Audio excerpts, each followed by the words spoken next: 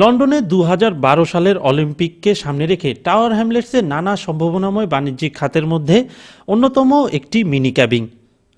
অন্যান্য বাড়ায় বিভিন্ন প্রস্তুতি লক্ষ্য করা গেলেও টাওয়ার হ্যামলেটসে নেই তেমন কোনো প্রস্তুতি। এখন থেকে যথাযথ ব্যবস্থা নিলে হয়তো এ খাত থেকে ব্যাপক উপার্জন সম্ভব। রিপোর্টে জানাচ্ছেন ইব্রাহিম খলিল।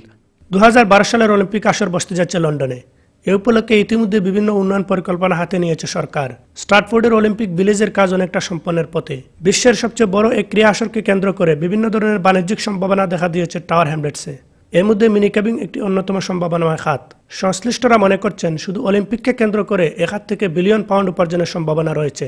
যেহেতু আমরা সুযোগ পাইমু এটার সহযোগিতা করার, আর এগুলো থেকে অনেক পয়সা বানাবার একটা সুযোগ আছে।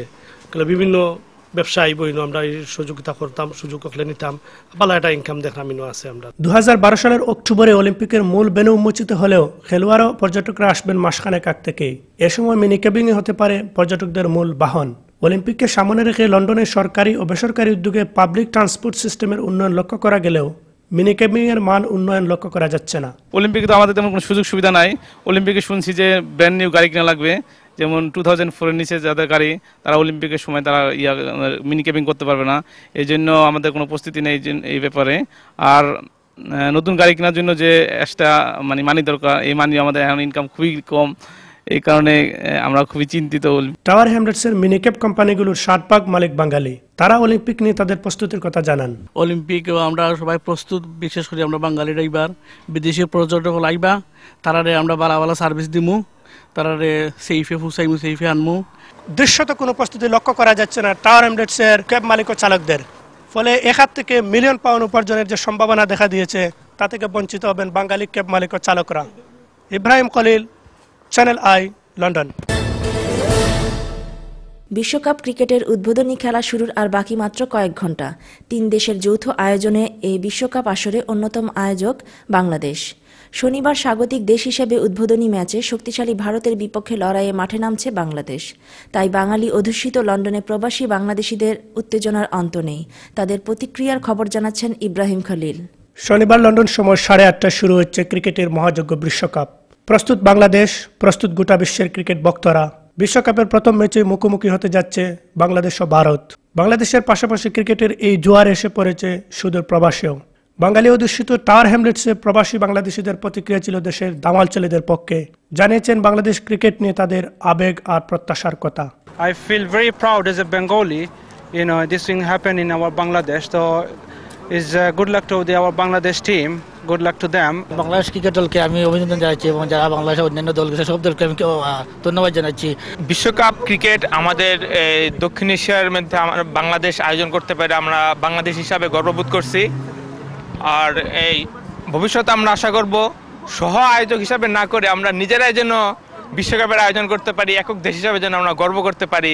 আমরা আশা করি বাংলাদেশ বিশ্বকাপও বালা খেলবো। সাকিব, আশরাফুল, সাকিব বাংলাদেশের বিশ্ব সেরা অলরাউন্ডার, আমরা বালা পারফরমেন্স আশা করি। আয়োজক দেশ হিসাবে আমরা খুব আশাবাদী। এই হিসাবে আমরা আশা করি যেহেতু প্রচুর সমর্থন গ্যালারি থাকবো, আমরা দেশের সমর্থন থাকবো, সেই হিসাবে আমরা টিম আমরা আশা করলাম সেকেন্ড রাউন্ড অথবা কোয়ার্টার ফাইনাল পর্যন্ত যাইতো। বিশ্বকাপ শুরু হয়েছে বাংলাদেশও। আগামীকাল বাংলাদেশ এবং ভারতের মধ্যে খেলা অনুষ্ঠিত হইব। এই খেলা সরাসরি প্রবাসের বাংলা চ্যানেলগুলো আছে, এই চ্যানেলগুলো যদি খেলাগুলা সরাসরি সম্প্রচার করার কোনো ব্যবস্থা করে তাহলে প্রবাসীরা খেলা দেখতে পারবো। যে গুরুত্বপূর্ণ ম্যাচে ভারত বাংলাদেশ যে ম্যাচ হবে অবশ্যই বাংলাদেশ জয়লাভ করবে, এটা আমাদের প্রত্যেকের আশা।